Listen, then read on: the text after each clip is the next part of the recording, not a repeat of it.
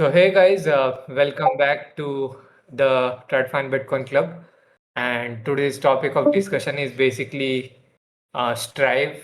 It's a Bitcoin treasury company, and today it will be kind of a case study which I will be doing on this company, like how it started, and how it's going. So yeah, let's start and let's dive in. So, this company, Strive, it was basically an asset manager previously. Before becoming a Bitcoin treasury company, it was an asset manager. And asset manager means a mutual fund or an asset management company, let's say. So, a company which launches financial products. So, it was that kind of company. It still has that business. Uh, this business was essentially run by Vivek Ramaswamy. He was into the race of vice presidential candidate, but due to some reasons, he could not pull off. But yeah, so this asset management business is still there. This company is also launching an ETF called DGCR. So DGCR is basically digital credit ETF. So in that ETF, they will be essentially buying STRC, say SATA, SATA. SATA is basically similar to STRC. Like, but yeah, we'll dive deeper into it. But for now, let's go. So this is the basic timeline. Basically, first they reverse merged. So there was already a publicly listed company called as asset entities. So this Stripe got reverse merged into this company, and essentially they got an access to the capital markets in September. All the approvals and whatnot got figured out on late September, I think 22nd September, if I'm not wrong. So that was the thing. And how did they reverse merged? Is basically they did an equity pipe raising, so private investment in public equity. So this ASST, ASST is the ticker for asset entities, and this was already public. So the team, which Bitcoin treasury company, what they did is they raised around $750 million and acquired this ASST. Basically, they reverse merged into ASST, and this was equity pipe. It happened back in September of 2025. The correct date where they got this all the things done is around 22nd September 2025. So on 22nd September they acquired this company. And a key thing in this acquisition, in this reverse merger, I would say, is basically 69 Bitcoin. So 69 BTC were in kind. So for example, a Bitcoin whale who had 69 Bitcoins, they instead of putting capital, they they put in 69 BTC for shares. So that was one of a kind transaction which under section 351 was tax exempted. So this was again a new thing which happened in this reverse merger. Then um, one key thing that they did is perpetual preferred stock launching of SATA. SATA. So this is similar to STRC. I will come into depth. And after I think reverse merging in literally a month, they acquired Semler Scientific. So Semler Scientific was another company who had Bitcoin in their balance sheet. They were having a profitable medical business, like a pharma business. They were doing some medical devices related to heart. So they had this profitable cash flowing business. And what this Strive did is basically they um, basically they acquired this Sembler for all stock deal. So I think I have this. Okay, this is again the timeline. I think I covered the timeline. Then, so I think I covered this part as well. 351 BTC exchange, basically 69 BTC for in kind. So a whale put in 69 Bitcoins for shares in that company. So this is basically a tax kind of tax saving transaction which happened in this. The thing that I wanted to show, okay, okay, no worries. So this similar merger happened in, I think, in just a month. So the company uh, got reverse merged on, let's say, 22nd of September 20, 2025, and they acquired similar in, I think, couple of months, if I'm not wrong. Okay, they acquired similar. So this acquisition closed in January of 2026, but the like the things which like announcement of acquisition and whatnot, it was kind of announced, I think, somewhere here. So October, November, if I'm not wrong.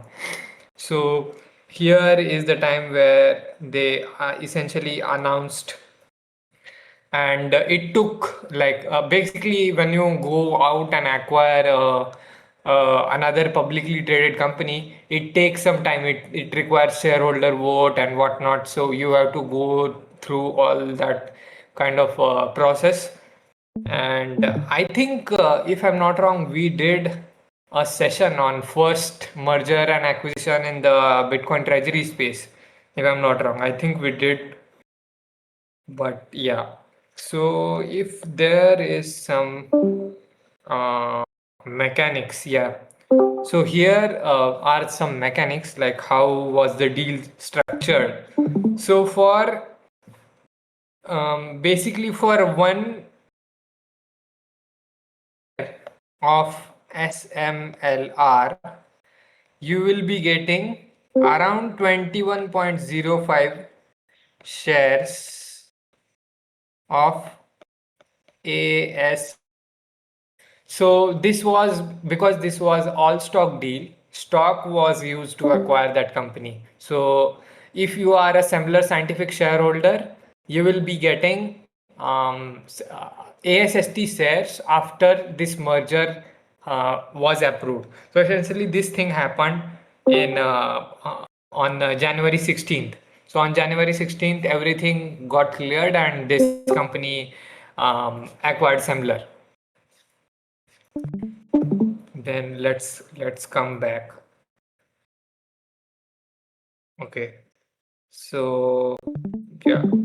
So then they started acquiring Bitcoin throughout, like these 5,886 Bitcoin were acquired from the $750 million raised from PIPE, private investment in public equity. So privately funds were raised from different group of investors, and they put in this capital into a public company. Then these 5,886 Bitcoin essentially came from this route. Then they started to file, they started similar things like strategy, like they started to issue ATM and whatnot. So ATM is basically at the market offering of shares. So essentially they also started to sell shares at the market because shares were trading at a premium to their NAV. So for example, if the company has around $750 million of Bitcoin, the company was trading at around $1.4 billion of net worth or market cap. And because of this, the MNAV was 2. And if MNAV is 2, you issue 1 share and you buy 2 Bitcoins. So you will give, uh, like, you will deliver Bitcoin yield because of this transaction. And they started to do this. Then management defined a specific criteria for analyzing transactions which they need to do over the long term. So for them, they defined this thing like Bitcoin itself as the hurdle rate for them. And what does it mean by Bitcoin as hurdle rate? So Bitcoin as hurdle rate means if a specific transaction is delivering a Bitcoin yield to you, then only then only basically you will, the management will be executing this transaction. Unless if this is not true in short to medium term or in the long term, the management won't go into this direction. So they defined this thing. And now coming to say SATA, SATA. So SATA is again basically a perpetual preferred stock. I would like to talk about capital stack of Strive. So if I get some empty space, okay, I will draw it here. So Strive. So Strive has only two components in its capital stack. It has ASST and it has SATA, SATA. These only two like capital stack positions. If you go into MSTR, it's whole lot of things.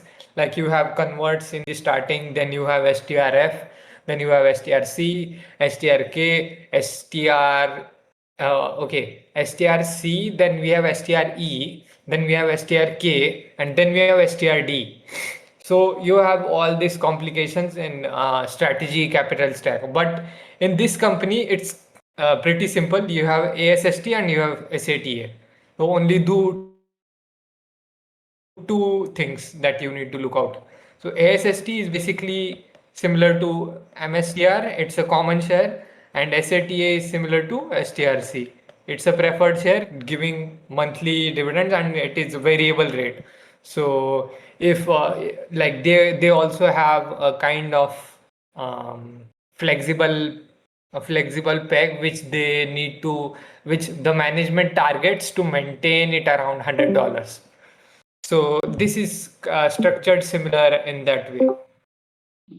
Then coming to like how, what is it doing right now? So right now it's roughly trading at $100. It was IPO'd at 80, and two offerings were there. So it IPO'd at 80, and then after they also did a follow-on offering.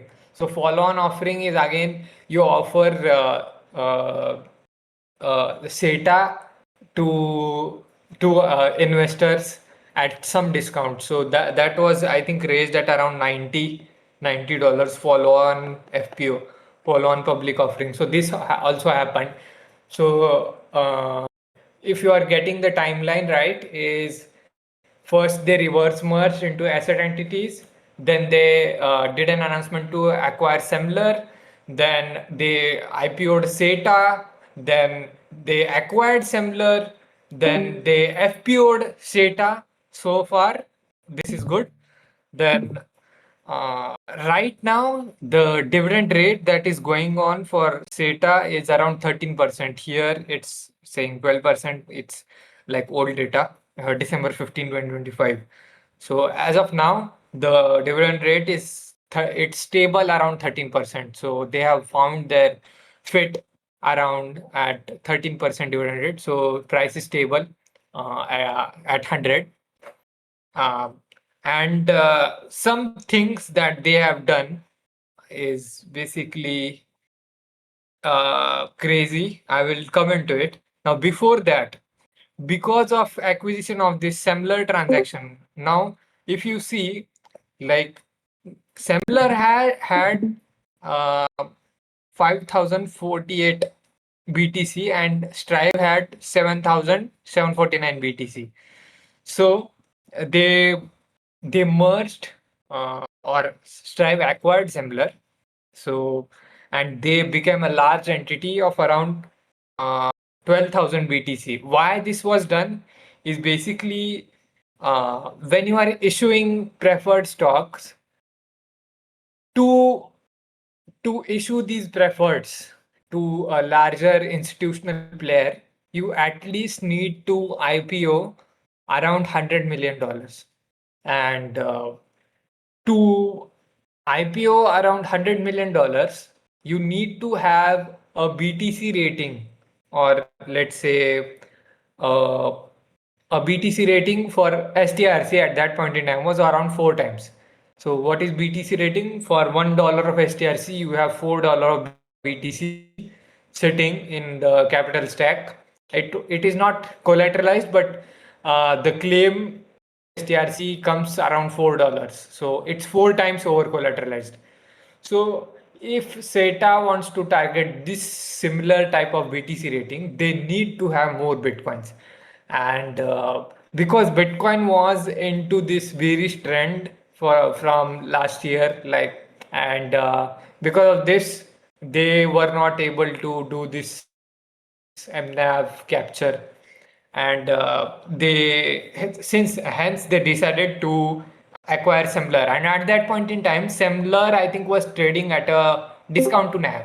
So discount to NAV, from that, what I mean is basically, let's say Semler had around, okay, 5,000 Bitcoins, and let's take $100,000 Bitcoin price. So $500 million, and the market cap of Semler was around $400 million. So because of this, the transaction was accretive to the shareholders. Like, they offered some premium to Semler shareholders, and for ASHT shareholders, because it was trading at a discount, this transaction was accretive.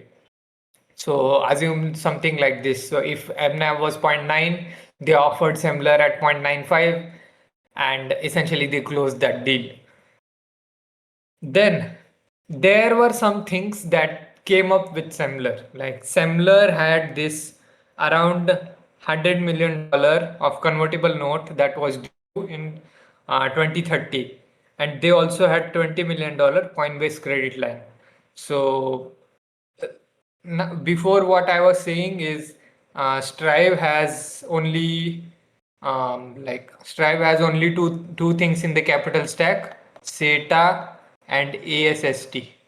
But because of similar acquisition, one thing came on top of SETA is basically these convertible bonds. So this thing came above, and this team wants to have a clear capital stack. And because of this, like, they started to clean up this capital stack, and because of this, they started to retire this debt. And like, back in 2026, they retired almost $90 million worth of like this similar convertible bond. And this was basically, this $90 million were basically raised from SETA FPO. So most money which they raised from SETA essentially went to retiring these convertible bonds. And recently they again retired the remaining some 10 or 20 million odd, uh, 10 20 million dollars worth of loan. So essentially now they are only this, the company is only this SETA and ASST bus khatam. Then this is how their Bitcoin holdings have been growing since acquisition. So acquisition completed at around September of 2022, and they are currently sitting at 16,500. This is the recent 8K which was filed on 26th May, literally yesterday. So they bought around 1100 bitcoins. They raised around, I think, 50 odd millions from SETA issuance. And one more thing, these guys also have position in STRC in their cash portfolio. So every public company holds some cash in their balance sheet, and this Stripe holds, like, here you can see cash position as well. So they hold around $93 million in USD in bank accounts or maybe in some treasuries equivalent to that. And they hold around $50 million in STRC. So um, their dividend obligation is somewhere around. So they now have a runway for dividend obligations for nearly 2 years with these two cash positions. So around 2 years of runway. Then yeah, so far so good. So this was a Digant, trend. See, yeah. my question was like, because their stack is leaner, they just have a preferred equity and they have a stock, unlike MicroStrategy, which has everything. And but does MicroStrategy have the funds to last more than 2 years? Like, how long will their cash or cash equivalents last if they were to continue this payout in dividends and all the interest payments for bonds? So for strategy, recently they retired. Basically, why I wanted to do this Strive case study is because strategy is following Strive. I mean, most of the things I will tell you. Like Strive was the first company to introduce US dollar cash reserves, and then strategy copied them, and they also introduced US dollar cash reserves. Then Strive was the first company who started to retire their convertible debts. And yesterday, Sailor made an announcement, hey, like we are buying bonds. And on Tuesday, he mentioned that they have retired around $1.5 billion of convertible debt. And this debt was retired using the cash reserve which they had. So they had around $2.25 billion worth of cash, which was covering around 18 months of dividends. But until yesterday, they had 18 months of runway, but they used USD cash reserves. And as of now, if I'm not wrong, they have 6 months of runway. So there are a couple of reasons why strategy used US dollar cash is they might be thinking that it's not a right time to sell Bitcoin and buy back their own debt. So they sold the cash which they had in their balance sheet. And also in the Q1 earnings call, they have made it clear that uh, if there is a scenario where they need to sell BTC for dividends, they are open to, and which was not in the previous scenario. Like Sailor was coming out and it was only hodl only culture, but now they have opened themselves into selling some Bitcoin because basically Sailor wanted to like crush. If you listen to the earnings call, he is like, I want to crash all the short narrative that is going out in the market, and that's the reason why he needs to like he talked about selling Bitcoins. And the question everyone was asking was basically, where is the yield coming from, or where are the funds to pay the dividends are coming from? So he had this answer is funds to pay these dividends are coming from Bitcoin capital gains. So whatever capital gains are happening on a company level are funding those STRC dividends or the preferred stock dividends. Is that And why? Is yeah, that why like he has gone more aggressive now and he only has dollar reserves worth 6 months of dividends payout? Because he is like, I will sell BTC if the need is there. And I don't really have to have 24 months of dollars or like 3 years of dollars anymore. yeah. Okay. Um, I mean, I would not say 100%. I mean, next Monday, there might be a scenario where Sailor issues MSTR ATM and refills that US dollar coverage. But he did this thing right now is because he might see that let's refill this. when MSTR is at higher MNAV and rather than refilling this at lower MNAV levels. And right now it's trading at around 1.3 or 1.4. So it's not very high, not very low kind of MNAV. So let's see what he will do. I think that he might replenish this USD reserves. It's a question that how he will replenish. I want to see that. But basically, uh, again, we need to see how STRC is reacting to this transaction. If STRC is coming back to par with this transaction, then I think market is uh, evolving to this scenario that it's okay to sell Bitcoin. Like previously there was a sentiment where if seller sells Bitcoin, then yeah, we are doomed and BTC is going to some it's going to crash and whatnot. But market is more matured. I think how STRC will trade into these coming few months, that will decide this USD cash position.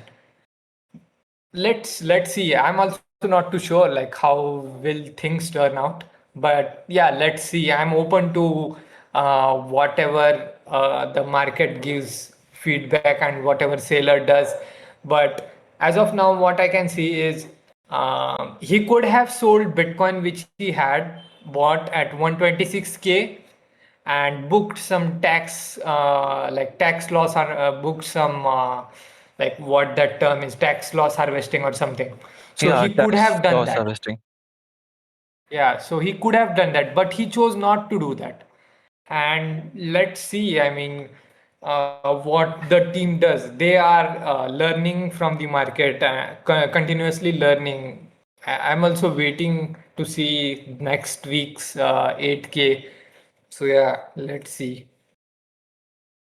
Can I ask a question? Yeah, Can I I ask a also question? agree, Digant, that they will likely add cash back because without the cash, their credit rating gets jeopardized. So I think they should most likely, because the credit rating agencies discount the Bitcoin to zero, so they will Yeah, rate it as if the company has 6 months of ability to pay the dividends. yeah, yeah. Let's Please, see. I please, can I ask a question, please? So okay, thank you. So I've been listening, and I want to find out. Maybe a bit new to Thrive, even though I've heard about it. One thing I want to can know you first. be more Can you clear? I'm not able to catch you. can you Like, hear me? Can you hear me? Am I audible? Yes, Am I loud? yeah, we can hear you, but if you can be a little Okay. closer to the mic, we can make it very clear. Yeah, yeah, yeah. But what about now? I should be as loud. I'm so loud. Yes, Like, yeah. I is it mean, clear you're now? audible Right. to me. Okay. Okay, so that's fine. So my question is fine. I'm asking as say I'm an investor. Strive is a Bitcoin dividend company. With the US position they have, is it that from a perspective of an investor, I say I'm investing in Strive. For the other, I'm assuming or not. I'm assuming. I think the STRC, the SETA are all financial assets. Probably if you need to invest in Strive, you're obviously going to like get some dividend back because you bought something. How do I navigate, given I don't really know much about Strive? I don't know how dividends in Bitcoin works. I'm just like first time listening to this, and I'm kind of interested to know what happens if I'm coming in as an investor and I'm putting in my say USD in Strive. What does that translate to as an investor? so you want dividends, then you need to invest in SETA, their preferred stock. It's yielding around 13%, and it's ROC as well. So there is nothing that is withheld by US government, if I got your question right. You're saying that I should buy some SETA, right? I mean, I am no one to answer that question for you. It's you that should decide whether you need to buy SETA or not. I mean, it's a personal question. For me, if you ask me, then I would say whatever cash I hold, it's better to hold in STRC or SETA for me, and for you it could be similar, like whatever cash position you hold, it's better to hold STRC. It's very liquid. You can sell it at nearly $100 and you are collecting dividends every month. In case of SETA from June 16th, it will be daily dividends, so you will be collecting daily dividends. Yeah, so it's a more of a personal question than uh, I mean general question. But yeah, to your question, I think whatever cash you hold, you should probably consider SETA or STRC. If I Okay, I may add, appreciate. was it like IBR or is it Hubdino? It was IBR. Okay. So, like broadly, we all discuss that you should hold your wealth in Bitcoin, or and MSTR and Strive are good adjacent assets that you can buy from stock market. They are a levered bet on Bitcoin. But like we will always have cash, right? Because cash is what we need in our regular daily life, and so we keep our significant savings in cash. Now these newest dividends that have come out, like SATA, like STRC, as Digant is mentioning, they are relatively risk free because there will not be, there ideally should not be massive fluctuation in the price, right? And you get dividends. So think of it like checking account in your bank. So this is by no means a investment advice because we don't give investment advice on Bitshala or on this channel. But like that's how I look at it, right? One is like a long-term savings, and the other one is more of savings, checking bank's account. Uh, yeah, that's how I look at it. Okay, I appreciate that. So it's, yeah, this is not a financial advice, but I'm saying that if I need to like have some holdings, another follow question I wanted to ask is why would I want to hold STRC or SETA against Bitcoin? Maybe I guess you have answered it, but I think instead of me holding cash, I would rather hold STRC or SETA. I think that is what I might need to explore, and I will do my due diligence to learn more about those assets. Okay, I think I appreciate that. Thank you. Yeah, the answer would be, do not look at it as an replacement to BTC. Look it as a replacement to USD. So everyone needs cash for their fiat needs to live their life. So if you have that needs, then consider like USD, replacing USD into SETA or STRC rather than replacing BTC into SETA or STRC. Okay. Yeah, one caveat to add, I think, Digant, could be that these are market securities, so we should be aware that the principal is not protected. It is based on market price. The dynamics are such that it should trade near par, but we should be aware of. So if we are using any emergency funds or anything which is for real ultra short term, we should just be aware of that risk. That risk exists. Some of us might believe that that risk should not play out based on market conditions, but that risk does exist. Yeah, good points there. If you see this uh, basically Strive's position as well, they have around $93 million in cash and they have $50 million in STRC. So consider this in same way, like you keep some cash in USD, you keep some cash in SETA or STRC. Like don't go all in, because as Abhay said that it's the price of $100 is because of market dynamics, and market dynamics may change.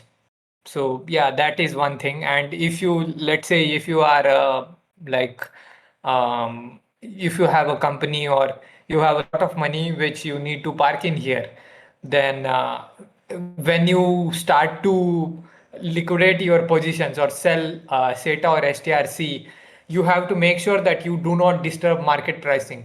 So in these preferred stock, because liquidity is deep, in most cases, like people like us would not do that. But yeah, I mean, you have to consider that as well. Okay, thanks for the question. Digant, I have one question. So Okay, uh, after yeah, I December, can. they retired their CB bonds. So how does this impact their price action? Like why did it do that? Like sacrificing their liquidity to set off retire the CB funds. Uh, I got like some part of your question breaked. So if you can repeat your question. Yeah. So after the acquisition of Semver, like when they acquired BTC, they also got like along with SETA and STRC, they also got CB, right? And then you mentioned that they retired CB using their acquisition money that they got. So why did they do that? Like, what was the reasoning behind it? So the basic reasoning is they want a clean capital structure. If you go and look into strategies capital structure, so it's very complex. Like there are converts which are retiring in 27, then 28, 29, 30, 30A, 30B, 31, and then comes STRF, then STRC, then STRE, STRK, STRD. So this is very complex capital stack. And when you look at Stripe, they have conveyed this message that they want a simpler capital stack. And because of this simplicity, um, basically, if you go and watch Q1 earnings call of strategy, Sailor at a point mentioned where if he is looking to restart a treasury company from zero, he would now have only two things. One is common share and other is preferred share, which is variable rate and basically MSTR and STRC. And that is what Strive is doing right now, ASST and SETA. And because of these dynamics, what happens is you have only two things in your capital stack. It becomes easier for the management to convey their message. It becomes for an investor to understand what are the dynamics playing out, and the balance sheet appears cleaner. So we did a session on why strategy has been given B minus credit rating. So there was a reasoning of S&P. S&P is basically a credit rating agency, if you are not aware. So there they mentioned that strategy as a company needs to stop raising funds via these converts, because it's an obligation to repay back the principal amount. And this was risky for to build on an asset which is volatile as Bitcoin.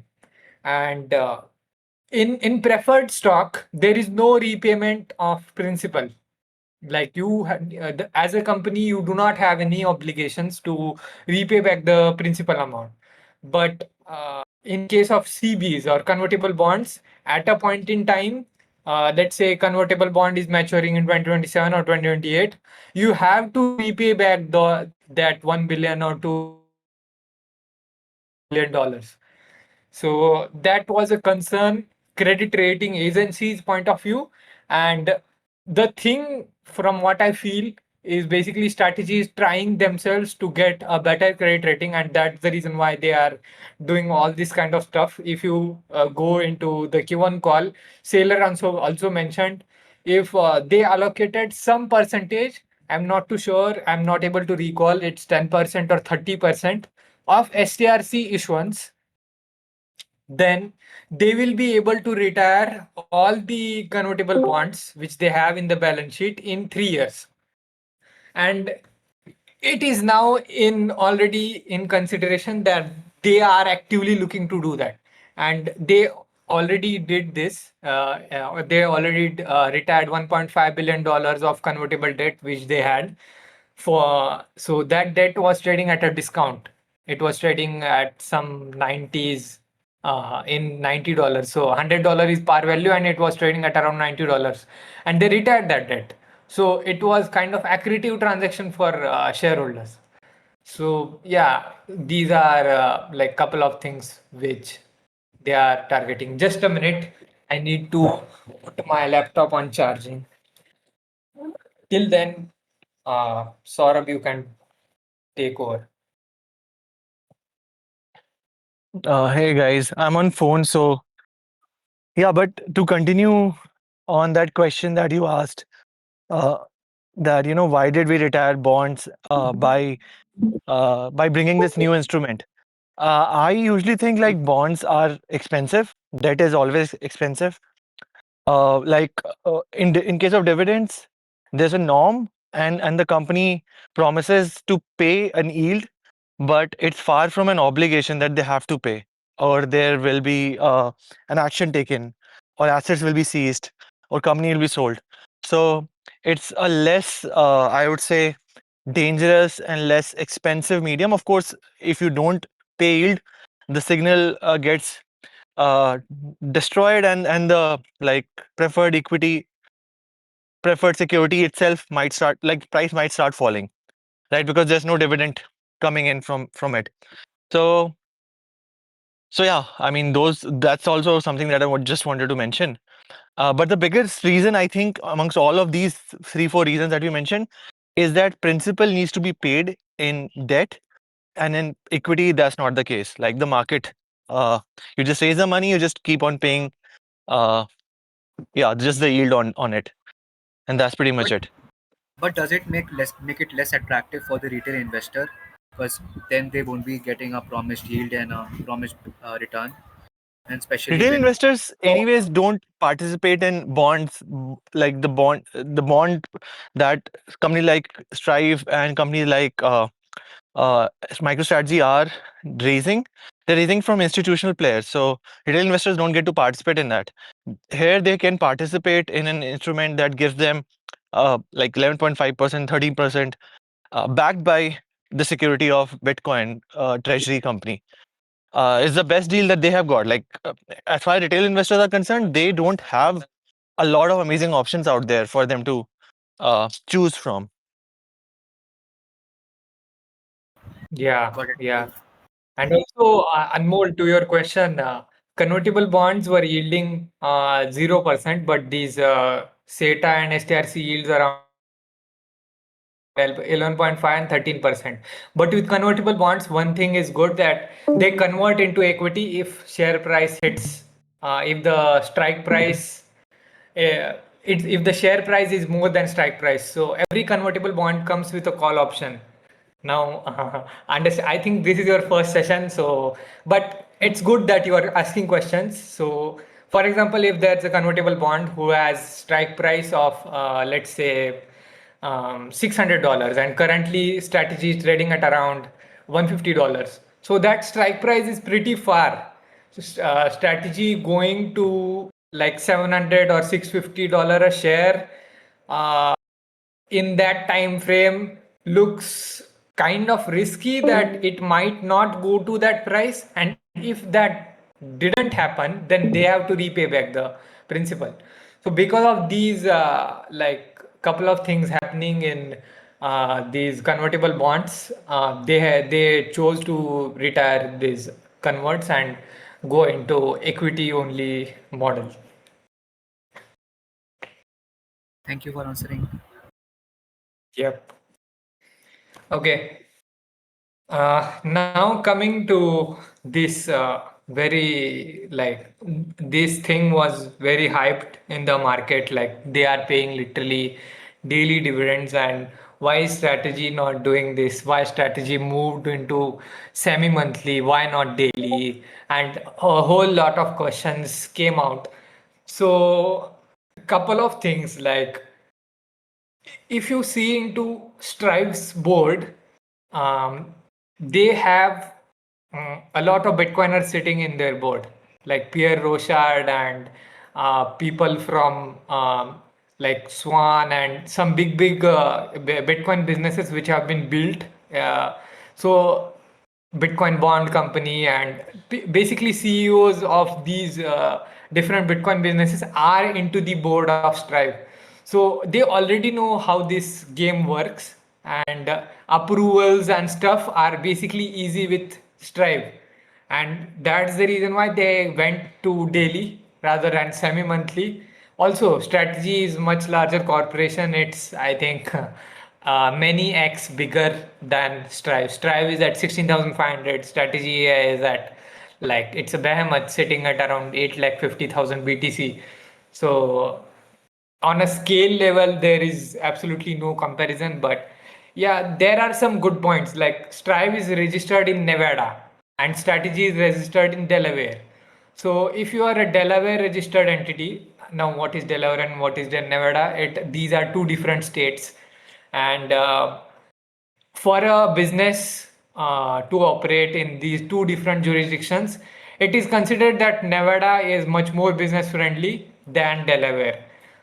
In I think in the Q1 call, again, Saylor was answering this question where he mentioned that a couple of US companies have started to migrate from Delaware to Texas and Nevada because of slightly flexible rules for corporations out there. And this was one of the reasons why, like, if you go on X, every single day, Sailor is asking STRC shareholders or MSTR shareholders to vote on semi-monthly dividends. But with Strive, they did not required to get a vote from shareholders to convert this Strive SETA monthly dividend into like SETA daily dividend. So they did not had the requirement from regulatory bodies to do this. Because strategy registered in Delaware, they need this voting procedure to go through. There might be scale reasons as well, because strategy is around $60 billion company, they are $1 billion company. There are regulations which might kick in as you grow big, you come into much more regulated space, and that might be one of the reason. So couple of reasons why this thing happened. If you are aware of the last session where I discussed strategy semi-monthly, why did they do this? Is basically because uh, the traction which was coming into the volumes of these preferred shares is before the ex-dividend dates. So this is a timeline. Let's say one, like first, and this is 30th, and this is 15th. So for STRC, the STRC 15th is basically the ex dividend date.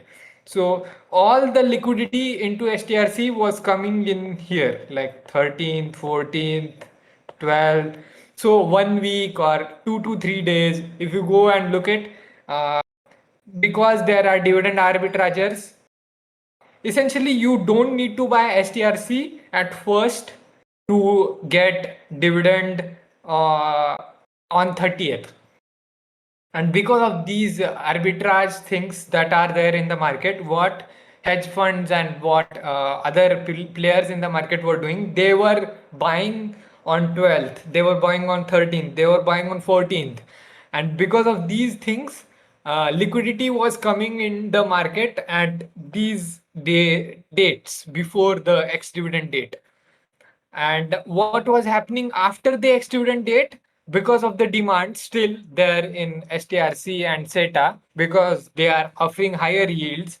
Let's say STRC is trading at 100 and dividend is around, let's say, $1. So STRC after ex-dividend date to for basically market trades in no arbitrage principle. But STRC was not trading at 99. It was trading at something 99 point, let's say 10. And this 199.1 is also huge when you look in billions. Even capturing this 1 cent of or 10 cents of this liquidity is also a very big, when you talk in billions for hedge funds, this is very big. And this was happening. So what were hedge funds doing? They were entering in 12, 13, 14, and they were liquidating their positions on 16, 17. So because of this, what was happening?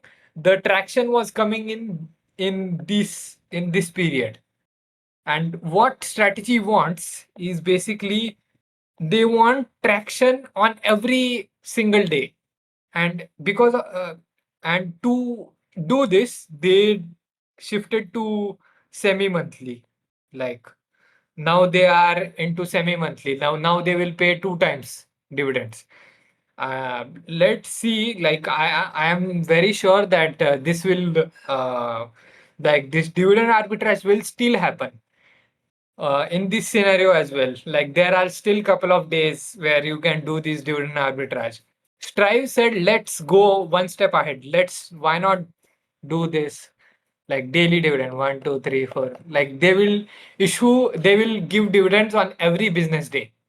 So uh, if you guys seen this STRC semi-monthly video of Sailor and Fong discussing, so at that point in time they talked about 10-day gap which needs to be in a dividend declaration. So there needs to be a 10-day gap. So let's say strategy declared dividend on first, then the next dividend which they can declare should be on 11th. So there needs to be a 10-day gap. And from 11th, then 21st, 21st, 31st. So this 10 days period should be there. So this 10-day period, now it was a very, I was listening to this podcast of these guys where they mentioned how did they figured out of issuing or basically distributing dividend every single day. So here is a loophole. Loophole is basically there is only the regulation where you have to declare the dividend in a 10-day gap, but there is no regulation which prohibits you to pay dividend regularly. So what Strive is doing, they are declaring dividend on first. Even they do not need to do this on 10-day time frame. What they will do, they will declare dividend on first. Whole month dividend they will declare on first of the month. And what they will do is they will distribute that dividend on every single day instead of paying that dividend on let's say on the end of the month or doing things like that. They will break down that dividend. If I'm getting $1 for every $1 of SETA, what they have done is 1 divided by the number of business days. Let's take 22. So 1 divided by 22. Basically, if you want to go into numbers, it's 1.0833, and they divided that 1.0833 into June's business days. So business days basically except Saturday, Sunday, basically whenever market is on. So this amount 0.0542, this amount will be received as a dividend on every dividend day. Now there is also no regulation which prohibits record date. So who will be able to, let's say the first, second, third, fourth. So who will be able to receive dividend on third? Now they did this thing. Who has stock, SETA stock on closing of second is able to receive dividend on third. Then similar for fourth. Who has SETA stock on closing of third is able to receive dividend on fourth. So they played this loophole, if I can say that. They played this loophole, and even they went to Nasdaq, and they had continuous talks with Nasdaq, BTCC, their transfer agent, and everybody was talking with each other. And I think this is where the regulator lacks in India. Nasdaq welcomed their uh, position of doing this innovation, and here in India there is no, let me not go into Indian context. Let me stay in here. So Nasdaq welcomed this position of daily dividend. They said the first thought that came into mind of Nasdaq or whoever the authoritative person is, he said that nobody came in before you to distribute dividends daily. So essentially, Strive became the first publicly traded company who will be giving daily dividends. They are first publicly traded company in the whole world. Uh, and this also helps in some compounding, like if you are in DRIP. So DRIP is basically dividend reinvestment plan. So if you keep reinvesting these dividends which you receive, um, the dividend rate, even if the dividend rate is 13, because you are collecting cash every single day and you are reinvesting that capital every single day, the return that you will make at the end of the year will be around 13.87%. So there are a couple of things which are happening, but this does not increase their cost. Like it only marginally, like the cost increase is very less for them as a company, but the benefits which they will be able to do is crazy. Let me take you to like their just a minute. I will show you the trading view chart of since this thing was launched. I think session is kind of over. I have covered all the points. I will now come to some different slides which I need to show. Now, Yeah, we can see it. I think they made announcement on I think 13th or somewhere around this point. And from that point in time, look at this. Like SETA is completely trading around 100. Like it's trading in 3 cents of volatility. So 99.99, 100, 100.01. So all of this trading activity which is happening is around this price points, and the volume, if you see, is crazy. Yesterday's volume was around, I think it was around 60 million or 58 60 million, and today's volume is already 40 million. So the volume which they are seeing is crazy. If I can see right now, volume is around 40 million as of today. Then the amount of Bitcoin which they are buying is also pretty good. Bitcoin treasuries. So there are some like some websites which have tracker which tracks how much Bitcoin have been bought. Like it's an estimate. It's not a dependable number, but still there are websites which track how much Bitcoin has been bought in like today. So this is Bitcoin Treasuries tracker, SETA ATM tracker. So as of now, they have acquired 277 BTC today itself. Then yesterday, if I can see, yesterday they acquired around 400. So they are near to acquiring natural BTC supply, which comes in basically the okay. So yesterday was 402. Then on 22nd it was 254. So these are like some estimates which they have, and from the announcement itself, the stock is trading very near to 100. So it's kind of very good for the company. Even Sailor shared this thing. The most interesting company or most interesting thing happening in credit market is SETA, and most interesting thing happening in equities is ASST. So Sailor comes out and sharing this thing is a good thing for them.